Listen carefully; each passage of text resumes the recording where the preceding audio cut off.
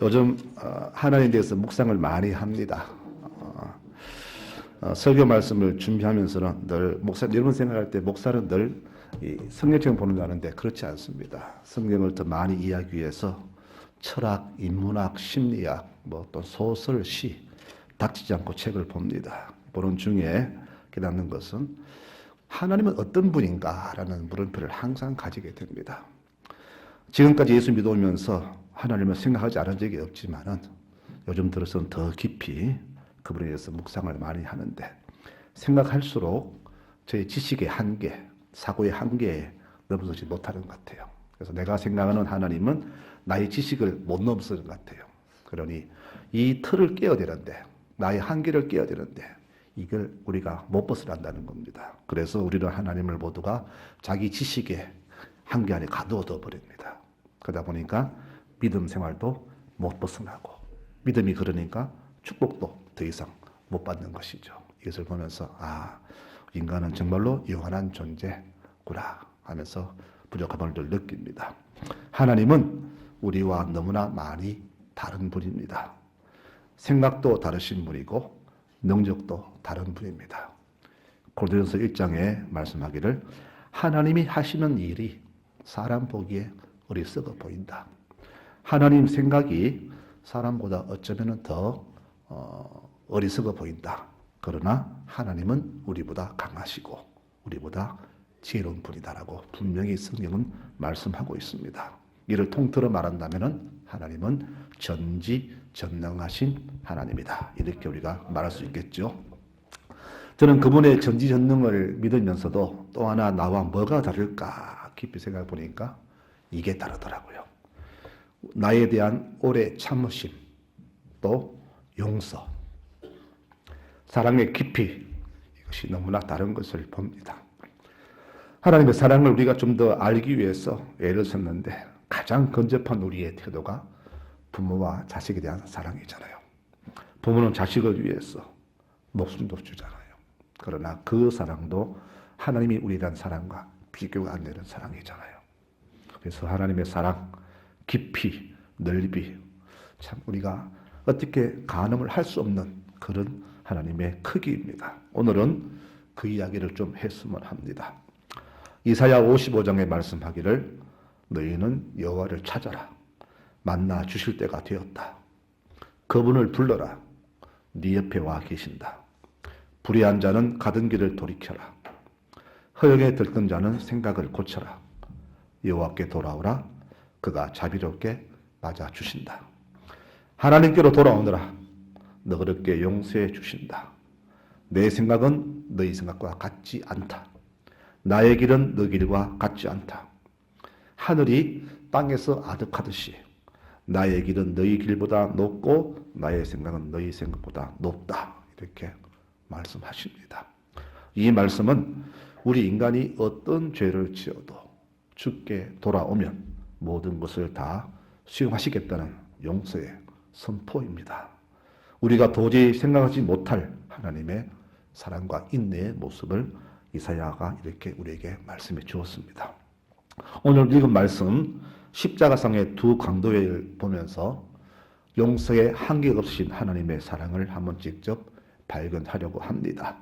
오늘 이 두 사형수를 보면서 지금 우리가 처한 정확한 위치와 영적인 상태, 하나님의 은혜가 무엇인가를 이 시간에 한번 깊이 생각했으면 좋겠습니다. 우리가 먼저 알 것은 이 땅에 죄 없는 사람은 하나도 없다는 사실을 우리가 먼저 전제로 하며 들어갑니다. 두 강도는 이 땅 모든 사람을 대표하는 대명사입니다. 또 모든 인류가 바로 죽음의 사형대에 달리겠다는 그런 이야기입니다. 모두 다 죽을 죄인들입니다. 오늘 읽은 말씀은 할 수만 있다면 제가 황금식으로 채취할 정도로 너무나 우리의 인류의 구원에 관한 말씀을 주시는 귀한 말씀입니다. 오늘은 우리가 이 누가가 이 말씀을 기록함을 우리는 정말로 영원히 감사해야 됩니다. 왜? 이 말씀 속에서 우리가 구원의 소망을 찾을 수가 있기 때문입니다. 여러분, 구원은 오직 하나님께만 있음을 믿으시기 바랍니다. 두 사형수는 모두가 예수님 가까운 곳에 있습니다. 구원이신 예수님 주변에 다 모여 있습니다. 둘 다 함께 십자가에서 6시간 동안 일어났던 모든 일들을 다 그들은 보았습니다. 구름이 덮이고 어둠이 내리고 그 죽기까지의 그 모든 놀라운 광경들 두 죄인 다 보았습니다. 둘 다 죽음 가운데 있었고 둘 다 또 인생의 극심한 고통 중에 처해 있었습니다. 둘 다 악한 자들이었고 둘 다 용서가 필요한 사람들이었습니다. 여러분, 이 두 강도는 지금 바로 우리들을 대변합니다. 이 중에서 먼저 우리가 살펴볼 사람은 좌측의 강도를 먼저 살펴봅니다. 결론적으로 그는 회개하지 않음으로써, 예수를 믿지 않음으로써 용서받지 못한 죄인의 대명사라, 그렇게 우리는 보아야 됩니다. 요한일서 1장에 말하기를 만일 우리가 나는 죄가 없다고 하면은 스스로 속이고 또 진리가 우리 속에 있지 않다. 여러분, 그렇습니다. 우리 모두가 말하기를 나는 죄가 없다, 그렇게 말을 많이 하죠. 좌측 강도가 그랬습니다. 나는 억울하다는 겁니다. 그러니까 예수, 당신이 나를 구해달라. 당신이 진짜 진리라면 나를 구해달라. 나는 억울하다는 겁니다. 이것이 바로 예수를 모르는 사람들의 모습이죠. 성경의 핵심 주제는 무엇입니까? 인간의 죄와 하나님의 구원입니다. 하나님을 직접 만난 사람들은 자신이 진정한 죄인임을 깨닫지만은 자신의 죄를 인정하지 않은 사람은 모두가 구원의 필요성도 느끼지 못하죠. 좌측 강도는 자신이 살아왔던 대로 끝까지 회개하지 않은 채 마지막까지도 불신과 완악함으로 있다가 죽게 됩니다. 죽는 순간까지도 그는 자기 죄를 인정하지 않지요. 지금 우리 주변에 이런 사람 너무나 많습니다.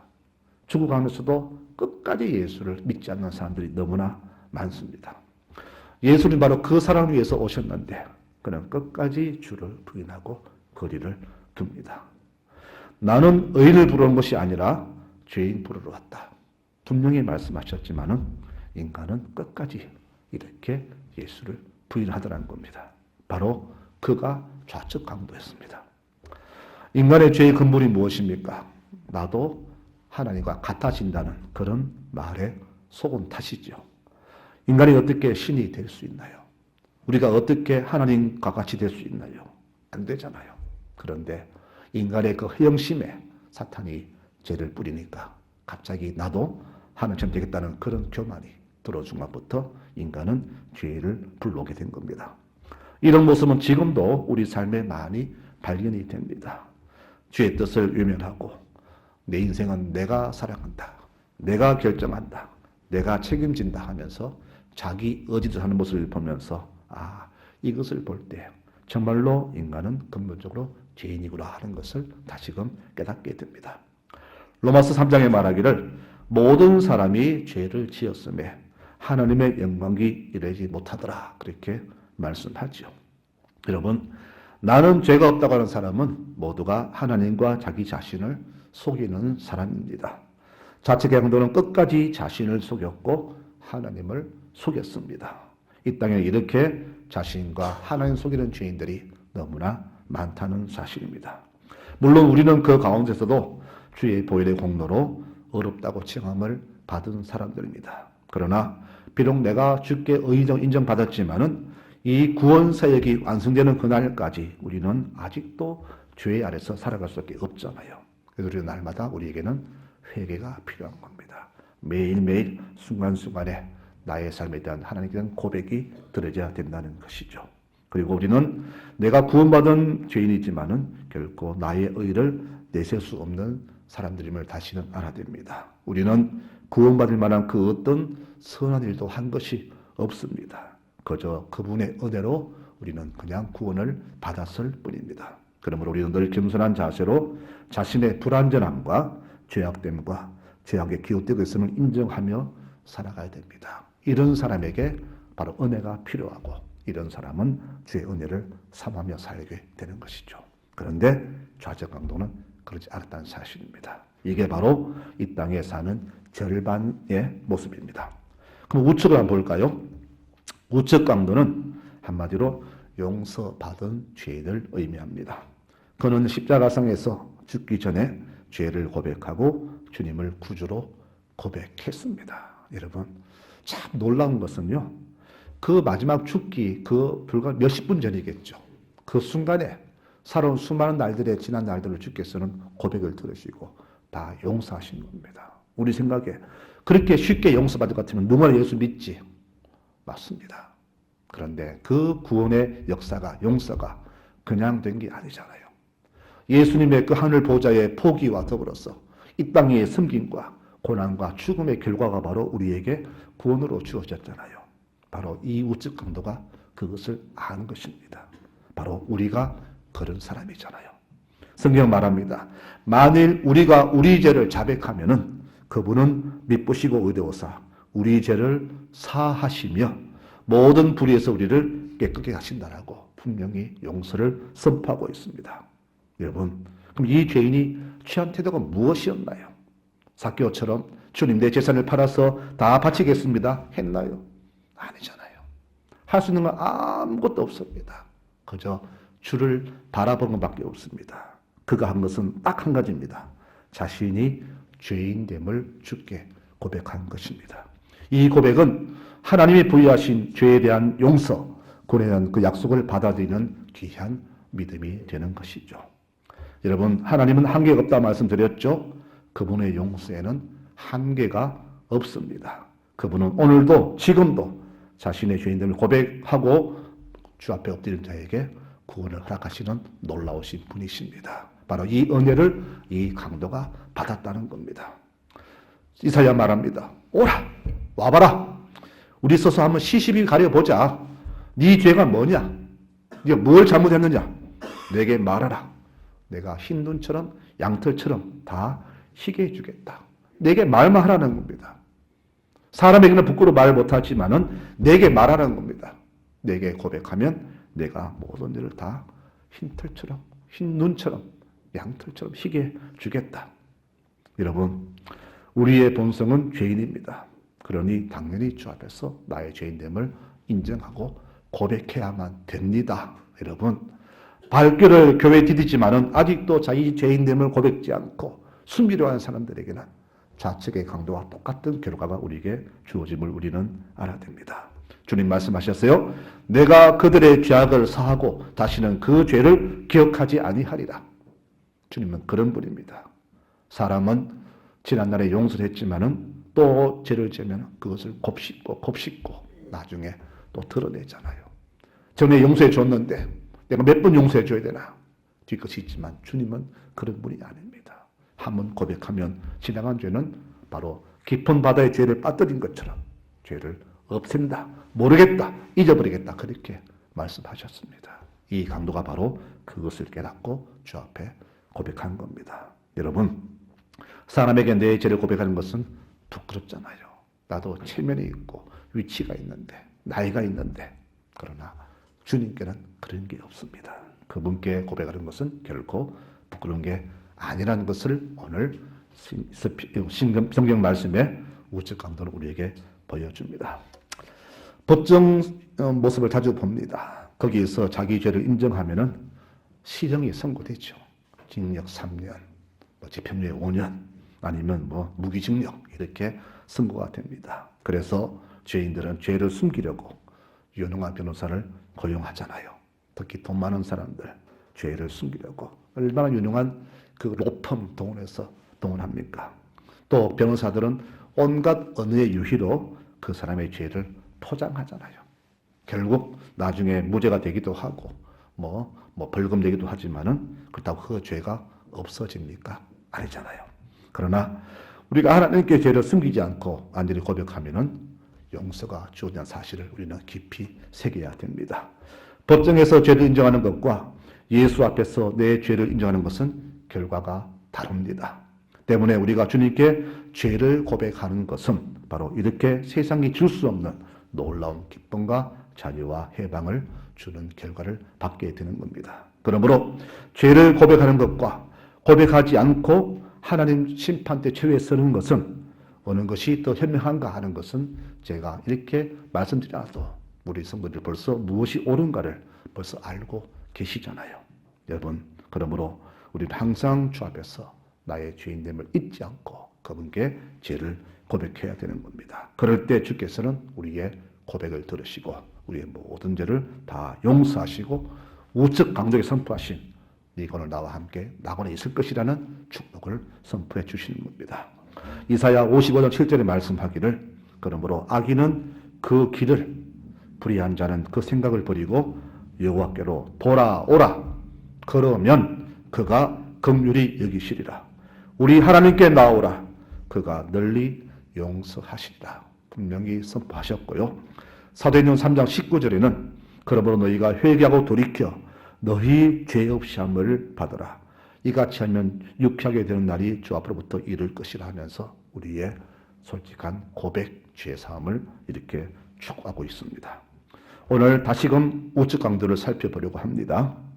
그가 말하기를 좌측 친구에 말합니다. 네가 죽을 죄를 짓고서도 하나님을 두려워하지 않느냐. 우리는 우리 시현제에 대한 보험을 받지만 저분은 죄가 없으신 분이시다. 저분이 행한 것은 옳지 않은 게 하나도 없다라고 예수님을 그렇게 고백했습니다. 그도 압니다. 그는 주님이 무죄인 것을 압니다. 그러나 우리가 이것을 아는 것만으로 죄 용서 받은 것은 결코 아닐 겁니다. 여러분, 우리가 예수 믿은 지 오래돼 가지고 30년, 40년, 50년, 60년 평생 믿어도 이것이 믿는 것으로, 이 아는 것으로 우리가 구원받는 게 아니라는 겁니다. 여러분, 그러나 구원은 뭡니까? 주를 고백하는 것이죠. 주님은 나의 구주십니다. 나는 당신의 은혜로 구원받은 사람입니다. 이것을 고백하는 그 고백에 용서가 주어지는 거예요, 여러분. 근데 많은 사람들이 그것을 하지 않고 많이 아는 것으로 예수 오래 믿은 것으로 자기 일에서 내미는데 그거는 결코 우리 구원과 상관이 없다는 사실을 기억해야 됩니다. 강도가 하잖아요. 주님 나라 가실 때 나를 기억해 주십시오. 이 한마디에 주의 선포가 주어졌잖아요. 네가 오늘 나와 함께 낙원에 있을 것이다. 여러분, 우리 믿는 사람들은 빛의 자녀들이 되어야 됩니다. 그건 무슨 얘기냐? 세상보다 지혜가 된다는 그런 이야기입니다. 그런데 이상하게 보면 믿는 사람들이 세상보다 더 어리석게 사는 모습을 너무나 많이 봐요. 그러니 저들이 우리를 얼마나 하찮게 봅니까? 사는 모습, 언어, 보면 믿는 사람들이 믿는 사람 같지 않아. 예수 믿는 사람, 구원받은 사람 같지 않아. 그러니 그들이 우리를 볼 때 너나 예수 잘 믿어라. 그렇게 우리에게 핀잔을 주는 겁니다. 여러분, 이 우측 강도는 용서를 구한 게 아니었다는 것이죠. 자신의 죄가 너무 커서 용서 안 됨을 그는 알았어요. 난 너무나 큰 죄 지었다. 그러므로 단 주님 나를 그냥 기억해 주십시오라고 부탁했는데 주님은 그의 부탁의 이상으로 그에게 용서를 선포하셨습니다. 오늘 네가 나와 함께 낙원에 있을 것이다. 여러분, 바로 이것이 하나님의 사랑과 은혜의 폭입니다. 우리는 용서가 안 되는 사람이지만 하나님은 우리가 안 되는 사랑, 용서를 그분은 주실 만한 그런 넓으신 분입니다. 제가 서두에 말씀드렸죠. 하나님 이해하려고 해도 이해가 안 되는 것이 바로 나와 너무나 다르기 때문입니다. 나의 생각을 나는 이 안에서 예수를 가두어 놓았는데 그분은 이 넘어 계신 분이라는 것이죠. 인간은 한계가 되어 있잖아요. 이런 용서가 안 된다. 선을 긋지만은 넘어설 수 없지만은 하나님은 그 넘어 계신 분이기 때문에 오늘 용서받지 못할 우측 강도까지도 이렇게 주님은 능히 그렇게 용서하신 겁니다. 그 크신 사랑이 바로 오늘 우리에게 주어졌기 때문에 우리가 바로 이렇게 죽음에서 구원받은 강도로 이렇게 변화가 된 것을 여러분 믿으시기를 바랍니다. 이것이 바로 오늘 주시는 말씀의 핵심입니다. 구원의 길은 한 가지뿐입니다. 회개하고 주 예수를 나의 구주로 고백하는 것. 이것이 바로 구원의 유일한 길입니다. 회개하고 예수를 믿기만 한다면은 아무리 사악한 죄인이라도 구원을 받을 수 있음을 오늘 성경 우리에게 분명히 알려주고 있습니다. 여러분, 오늘 이 놀라운 사실이 이 우측 강도에게서 나타난 겁니다. 교회 다녀도 과연 천국 갈 수 있을까라고 의심한 분이 많이 계시죠. 그렇다면 이 말씀을 깊이 새기시기 바랍니다. 이 말씀이 자신의 구원의 귀한 양념이 되기를 소망합니다. 여러분, 말씀을 맺겠습니다. 우리는 늘 주 앞에서 자신의 죄인됨을 항상 인정해야 됩니다. 주님, 나는 죄인입니다. 그러니 나의 죄를 용서하옵소서. 나를 홀로 두지 마시고 나를 양팔에서 견고히 붙들어 세워주십시오라고 날마다 주 앞에 나의 삶을 의탁해야 됩니다. 이렇게 살아가는 삶의 결론은 바로 오늘 구원이라는 귀한 역사가 우리의 삶에 주어질 것입니다. 구원받은 사람과 아닌 사람에 대한 예수님의 결심은 확고하더라고요. 이번 말씀 보니까 이렇게 말합니다. 내가 그들에게 밝히 말하되, 그날 마지막 심판을 말합니다. 내가 너희를 도무지 알지 못한다. 불법을 행하는 자들아, 내게서 떠나가라. 여러분, 두 죄인인데 한 사람에게는 난 너를 모르겠다. 여러분, 이 사람이 바로 좌적 강도예요. 그러나 그 사람은 자기 나라에서 해와 같이 빛나리라. 우측 강도를 말합니다. 그리고 끝에 이렇게 말씀하셨어요. 들을 귀 있는 자들은 들으라. 여러분, 지금 여러분들은 무슨 말을 들으며 매일매일 살아가십니까? 매스컴에, 유튜브에 수많은 소리 속에서 어떻게 하면 내 육에 도움될까? 내가 편히 살까? 더 잘 먹고 입을까? 아프지 않고 살까? 여기에 귀를 기울입니까? 아니면은 그 속에서 듣기 힘든 하나님의 신호, 주 예수를 믿어라, 회개하라, 이 말씀에 귀를 기울이며 살아가고 있습니까? 오늘 우리는 이 6월절 마지막 주간, 그리고 이 종료주일에 이 말씀을 다시 한번 깊이 상고해야 될 것입니다. 세상에 똑똑한 사람 많지요. 그러나 세상의 똑똑함은 하나님께 가장 어리석은 것에 불과하고, 세상의 강함은 하나님께 가장 약한 것이 된다는 사실입니다. 그래서 지혜로운 자는 항상 주 앞에서 자신을 늘 연약한 자, 무지한 자, 늘 주의 자세로 머리를 숙이는 사람이 아니겠습니까? 바로 여기에 성도와 성도의 지혜가 있는 겁니다. 이제 사순절 마지막 주간, 내일부터는 고난 주간을 맞이하게 됩니다. 우리가 주의 고난에 동참한다고 말은 하지만은 사실 내가 남의 고통을 느끼지 못하듯이 내 주의 고난에 역시 내가 못 느끼는 건 확실합니다. 그러나 우리가 늘 가슴에 품고 있어야 할 진실은 나 자신의 죄인됨과 무능함과 연약함을 깨닫고 오직 우리 주님만이 내 죄의 용서와 구워주실 수 있는 유일한 분임을 항상 명심하며 사는 것을 절대 잊지 마시기를 바랍니다. 그분만이 우리의 유일한 구원자이십니다. 이제 우리의 남은 생애는 이 주신 은혜를 우리가 잊지 않고 날마다 감사하면서 은혜에 보답하는 자세로 살아가는 모습이 아니겠습니까? 우리 남은 모든 인생을 이렇게 은혜 안에서 감사하면서 평생을 감사로 살아가시는 성나들의 모든 교우들이 되시기를 간절히 축원합니다. 아멘.